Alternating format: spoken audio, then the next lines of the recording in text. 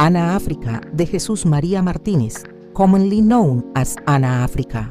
She was born in the 18th century in San Juan, Puerto Rico, during the height of Spanish colonial rule. She was born into slavery, a fate common to many black people on the island at that time.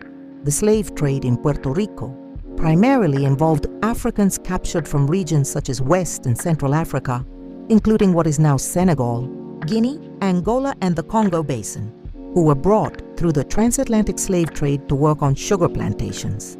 In domestic service or urban settings, her ancestors were likely enslaved Africans transported to the Spanish Caribbean colonies during the 17th and 18th centuries. Many of the enslaved people in Puerto Rico had mixed ancestry, combining African roots, Taino indigenous, and in some cases, European. This was because the Spanish colonizers originally did not travel to the island with many women, which encouraged the early acceptance of mixed unions and gave rise to a significant mestizo population from the earliest years of the colony. The name Ana Africa possibly indicates a direct connection to her African roots or a nickname assigned by her enslavers, suggesting a strong connection to her African heritage. The portion de Jesús María Martínez likely corresponds to a Christian baptismal name imposed by the Spanish colonizers, a common practice among the enslaved to align them with Catholic traditions and the cultural identity of Spain. Little is known about her immediate family or childhood, but as an enslaved woman in San Juan, she grew up in a society where black people, both free and enslaved, faced severe restrictions under laws similar to the Black Code, which regulated the movements, gatherings, and labor of black people.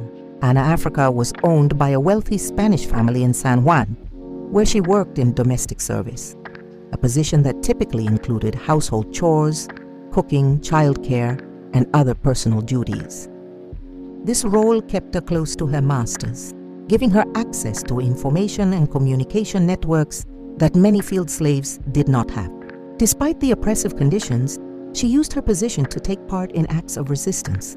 By the late 18th century, inspired by events such as the Haitian Revolution, which began in 1791 and shook the entire Caribbean, enslaved and free black people in Puerto Rico began organizing in pursuit of freedom. Ana Africa became a central figure in one of the earliest documented conspiracies on the island, around 1795.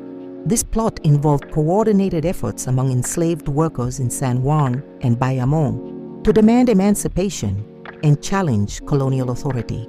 She played a key role in planning and communication, smuggling secret messages, and coordinating among different groups. This conspiracy was part of a broader wave of unrest in Puerto Rico during the 1790s, which included uprisings in Aguadilla and other areas, fueled by rumors of freedom decrees coming from Europe and Haiti. The plot was eventually uncovered by the colonial authorities. Ana Africa was captured, interrogated, and subjected to torture in an attempt to extract information about the other participants. The colonial court records of Puerto Rico, preserved in the General Archive of Puerto Rico, mention her as one of the few women accused of sedition among the blacks, which highlights her exceptional visibility within a rebellion narrative dominated by men. In an extraordinary act, she refused to betray her companions, demonstrating immense courage in a society that marginalized black women on every level, for their race, gender, and social status. The details of Ana Africa's fate after her interrogation in 1795 remain unknown.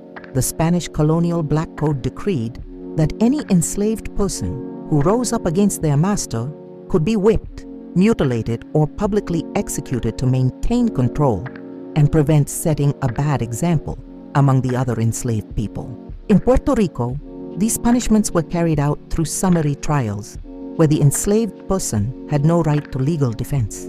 Because the enslaved person was considered property, not a human being, under the Spanish legal system, but there is no confirmed record of her execution or her release. If she survived, she likely remained enslaved until the gradual abolition processes of the 19th century.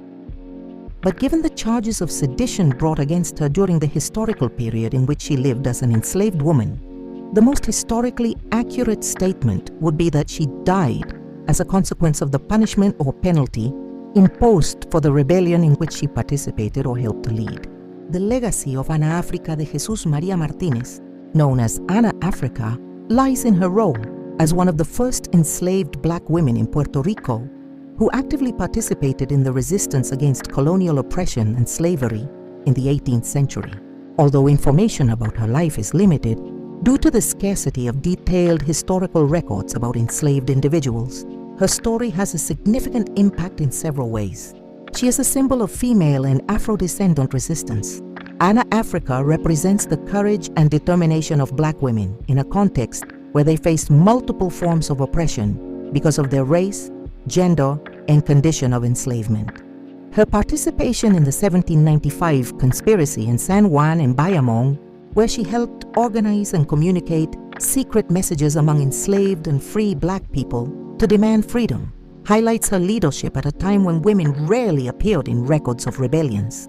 Ana Africa was a forerunner of struggles for freedom. Her act of resistance is an early precedent of the struggles for emancipation and justice in Puerto Rico.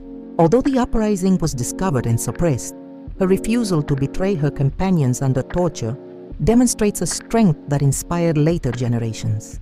Her story connects with later movements, such as those led by figures like María de las Mercedes Barburo in the 19th century, and with the abolition of slavery in Puerto Rico in 1873.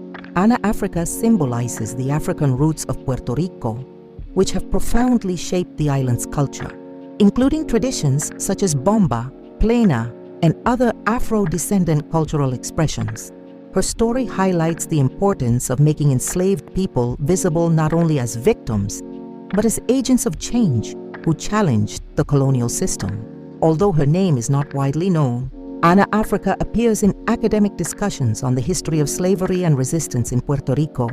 Historians such as Guillermo Baralt, in his book Esclavos Rebeldes, Conspiraciones y Sublevaciones de Esclavos en Puerto Rico, which contextualize movements similar to the one she took part in, helped to recover her legacy. Her inclusion in the Spanish judicial records is one of the few women accused of sedition among the blacks in Puerto Rico, makes her an exceptional case for studying the role of black women in rebellions, especially at this moment as Puerto Rico and the Caribbean seek to reclaim their Taíno and African cultural heritage that was once hidden and erased by colonial authorities. Ana Africa stands as an example of early resistance that challenges the colonial narratives that often silenced black women. Her story is a reminder of the ongoing struggle for social and racial justice. Ana Africa's legacy lies in her contribution to the resistance against slavery, her representation of the strong, fearless Afro-descendant women, and her place in historical memory as a figure who, despite the limitations of her time, challenged an oppressive system. Her story, although fragmented, is a testimony to the resilience and fighting spirit that continue to resonate within Puerto Rico's cultural and social identity. If you like this video, hit the like button, turn on the notification bell, and follow us, so you can learn more about Puerto Rican culture and the heroes who made Puerto Rico a flourishing garden.